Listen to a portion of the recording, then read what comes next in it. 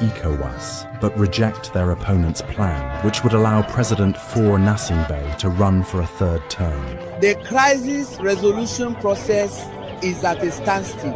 ECOWAS has taken on the significant and important responsibility of helping to resolve the ongoing crisis. We strongly call on ECOWAS to make resolute and unwavering decisions without hesitation when the time comes. The future and well-being of more than 7 million people is truly at stake. On the ruling party's side, they intend to move on to the next phase against their political opponents. In the National Assembly, a deadlock is looming over the vote on the ECOWAS constitutional revision bill.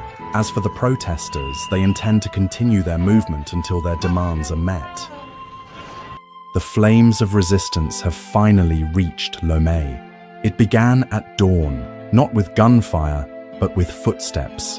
Thousands, then tens of thousands, marching through the capital with banners in one hand and the Constitution in the other. From the universities to the markets, the chant was the same: 57 years is enough. Faure must go. No more dynasties. After decades of silence, something snapped. Togo, long considered one of the most tightly controlled regimes in West Africa, had reached its breaking point. It wasn't one event that triggered it. It was a lifetime of buried fury. The Gnassingbé family had ruled since 1967. First the father, Eyadema, then the son, Faure. Combined, they had ruled longer than most Togolese have been alive. But this morning, the people rose. Massive crowds filled Lomé's streets. Not just youth, but elders. Not just activists, but mothers. Not just opposition parties, the people themselves. Photos began flooding social media, city squares overflowing with protesters. Students raising homemade flags reading Libre ou rien, freedom or nothing. Women in traditional dress holding signs that said, "We buried your father, now we bury your regime." And then the internet slowed. The government tried to clamp down, blocked Twitter, slowed WhatsApp, disrupted mobile networks. But it was too late. The world was watching. And so was West Africa. Footage leaked showing government security forces in riot gear, armed, ready. But something unexpected happened. Some police units began to pull back, others refused to attack. One officer was caught whispering to a protester, "I'm tired too." By mid-afternoon, every major road into Lomé was blocked, not by the military, but by the people. This wasn't just a protest, it was a declaration. Togo had finally spoken, and the words were not soft. "You stole our future, now we're taking it back." To understand Togo's uprising, you must understand the dynasty. For nearly 6 decades, one name ruled the nation, Gnassingbé. It began in 1967. General Gnassingbé Eyadema seized power in a military coup. He promised order, strength, and independence. Instead, Togo got a dictatorship wrapped in military parades and foreign handshakes. Eyadema held the country in an iron grip for 38 years, the longest-serving president in African history at the time. Opposition leaders disappeared. Elections were a ritual, not a choice. The streets whispered his name in fear, not in pride. Then, in 2005, he died suddenly. And within hours, before the people could grieve, before a vote could be held, the military installed his son, Faure Gnassingbé, as president. No transition. No debate, no consent. The people erupted, protests swept the country, and the government responded with bullets. Nearly 500 civilians were killed in the crackdown that followed Faure's rise. But the West said little. France called for calm. The United States said Togo was a key ally in the region.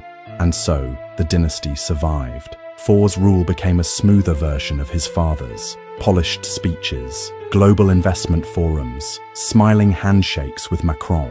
But underneath, the same oppression, constitutional amendments that extended his power, elections rigged behind velvet curtains, journalists silenced, activists exiled.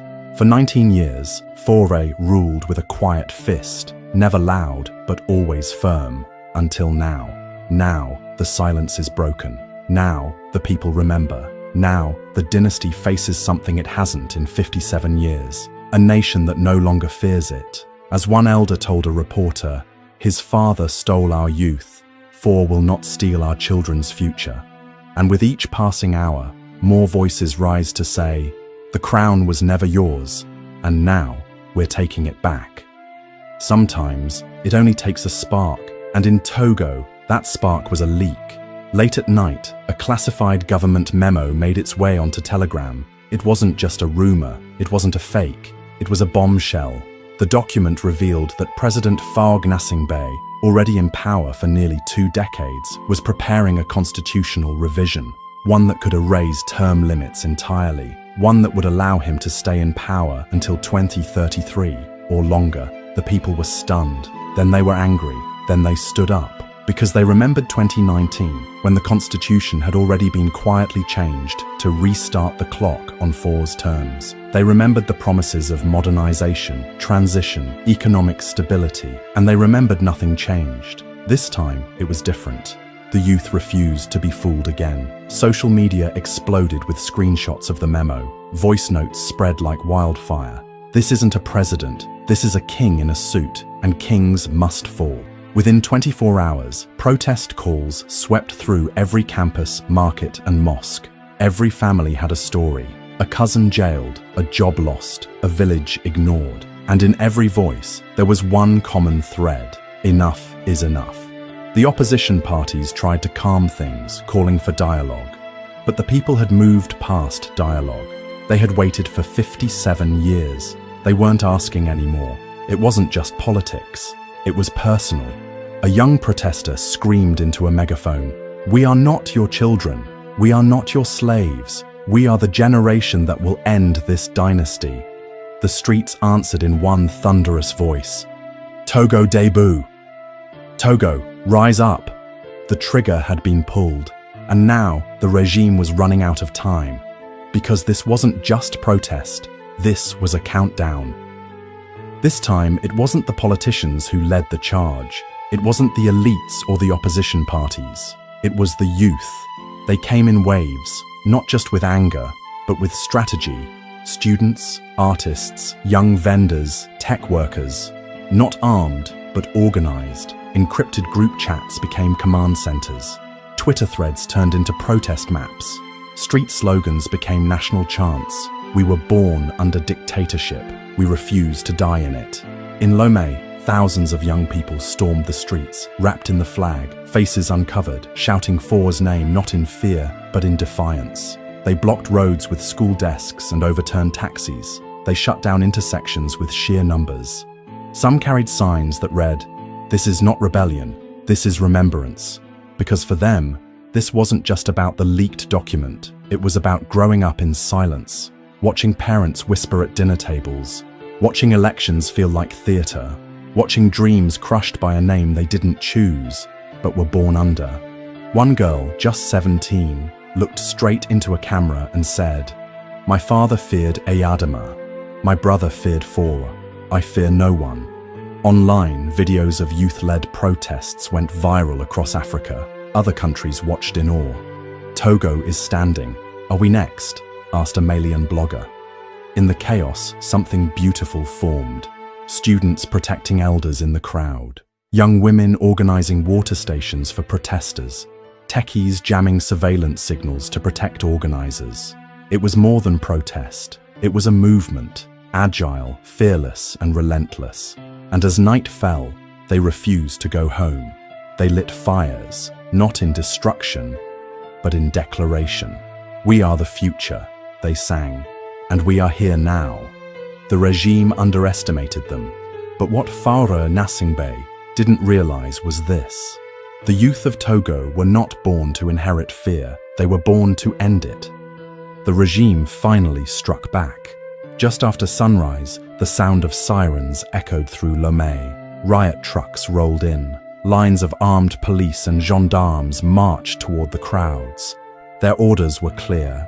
Break the spirit, end the movement, silence the street. But they were too late. As the first canisters of tear gas exploded, the crowd didn't scatter. They stood their ground. Teenagers soaked scarves in vinegar. Nurses formed human shields around the injured. Young men threw back tear gas canisters with bare hands. In Tokoin, riot police charged and met a wall of linked arms. In Bay, protesters built makeshift barricades with trash bins and burning tires. In Amutive, chants drowned out sirens. We're not afraid, we're not alone. And for the first time in years, the people didn't run. One protest leader, covered in dust and sweat, shouted into a megaphone, "Let them gas us, let them shoot, we will still be here tomorrow." Across the city, videos showed something the regime feared most: police hesitation. Some officers lowered their weapons, others looked away. A few, the bravest, removed their helmets and walked off the line entirely. One was caught on video whispering, "I have a daughter, I can't keep doing this." That clip went viral. By midday, journalists were reporting internal splits within the security forces. Anonymous officers sent messages to organizers, warning them of raids, but also offering protection. The regime had relied on fear for decades, but now fear was defecting, and Faure Gnassingbé, he remained silent. Inside his palace, cameras showed heavy police presence. Helicopters circled overhead, but outside, in the streets, the people held their position. Because when the police arrived with batons, Togo answered with bravery. When they brought force, Togo brought faith. This was no longer a protest, this was resistance, and the people were no longer running. They were standing, for the first time in generations. By the 6th day, Togo was no longer just rising, it was boiling.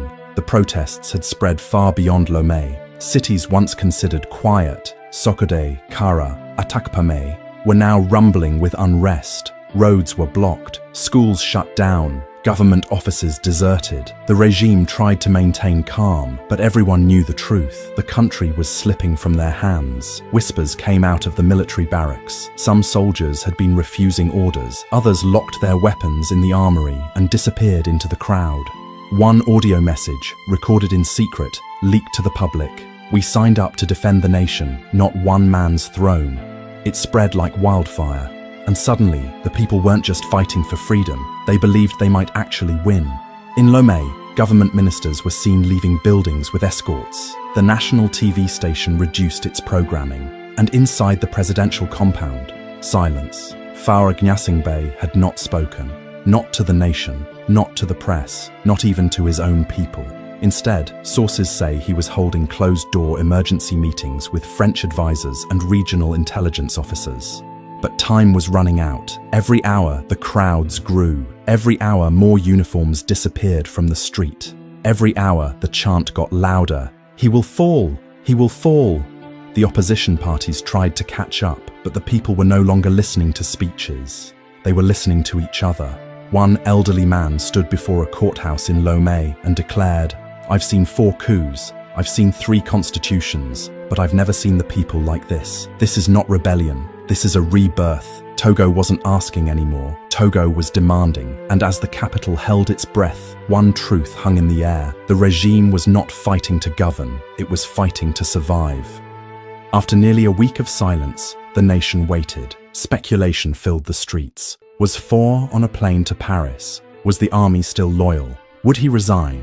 Then, suddenly, every state channel went dark. And just minutes later, they returned with a single image. Faure Gnassingbé, seated in a gold-trimmed chair, alone, expression unreadable, a flag behind him, a microphone in front. The long-awaited address had begun, but what came out of his mouth only poured fuel on the fire. "My fellow citizens," he began, "what you see in the streets is not a popular uprising. It is the work of foreign agents, radicalized youth, and enemies of stability." Gasps rippled across households. Phones buzzed with disbelief. People gathered in cafes and marketplaces, listening in stunned silence. He continued, "We have preserved peace for decades. Togo is a respected partner of the international community, and we will not be destabilized by those who seek to plunge us into chaos. Not a word about the leaked memo. Not a word about the lives lost. Not a word about stepping down. Instead, he blamed the people." On the streets, the response was immediate. Crowds erupted in fury.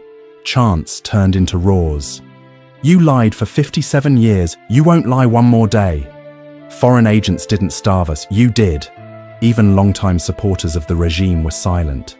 Some turned off their televisions, others removed Fao's portrait from offices and walls. In the army, sources reported growing unease. One senior officer was overheard saying, "If that's the best he has, he's already gone." The regime had miscalculated. This wasn't the 1990s. This wasn't the silent generation. The youth of Togo had seen too much, endured too long, and were now too united to be silenced by a speech full of denial. Fao had spoken, but he didn't calm the nation. He ignited it. While Fao tried to hold his crumbling palace together, something powerful was happening across the northern border. Africa was responding, but not the Africa of foreign diplomats and quiet press releases. This was the new Africa, bold, unapologetic, and sovereign. Within hours of Fao's failed speech, the Alliance of Sahel States, AES, led by Burkina Faso, Mali, and Niger, released a joint statement. "We, the nations of the Sahel, stand with the people of Togo in their pursuit of freedom, dignity, and sovereignty. We warn all foreign powers, let no one interfere in the will of the Togolese people." It was short, but it was thunder, and it shook the region. In Ouagadougou, Captain Ibrahim Taore appeared on national television with a message that cut through the fog of political games. "When a people rise, we do not ask who they are. We ask what they suffer, and if they rise in truth, then we rise with them." Crowds in Mali and Niger cheered as the statement aired. AES flags began to appear in Togolese protests. Some demonstrators wore red headbands, the symbol of resistance in the Sahel. Others raised signs that read, "From Bamako to Lomé, the empire falls today," and it wasn't just words. AES intelligence services reportedly alerted Togolese activists of possible foreign-backed disinformation campaigns. Encrypted satellite phones were donated to protest leaders. AES radio stations began covering Togo's uprising hour by hour, defying the blackout from Western and regional media. Meanwhile, France was quiet. The United States issued a vague call for restraint, but West Africa knew what that meant: stall, control, delay. AES refused. Their message was simple: this is not a Togolese problem. It's an African awakening. For the first time, Togo's fight was no longer alone. It was part of something bigger, a wave, a movement, a storm. And Faure Gnassingbé, he wasn't just facing his own people now, he was facing a continent rising. In Paris, the lights were on all night. Briefings rushed across desks. Urgent cables left embassies. And behind closed doors, the question no one wanted to ask was being whispered in panic. Is Togo next? The uprising in Lomé had already spread across Africa's social media like wildfire, but now it was beginning to do something far more dangerous: inspire. In Ivory Coast, whispers of protests. In Gabon, students posted Faure's face crossed out with red ink. Even in Senegal, where protests had recently flared, the chant returned: "We are all Togolese now." And for the West, this was bad news. Togo had been a safe partner, a reliable ally, a quiet corner in West Africa where France could train soldiers, run logistics, and move money without interruption. The Gnassingbé dynasty had long been a pillar of quiet neo-colonial control, and now that pillar was crumbling.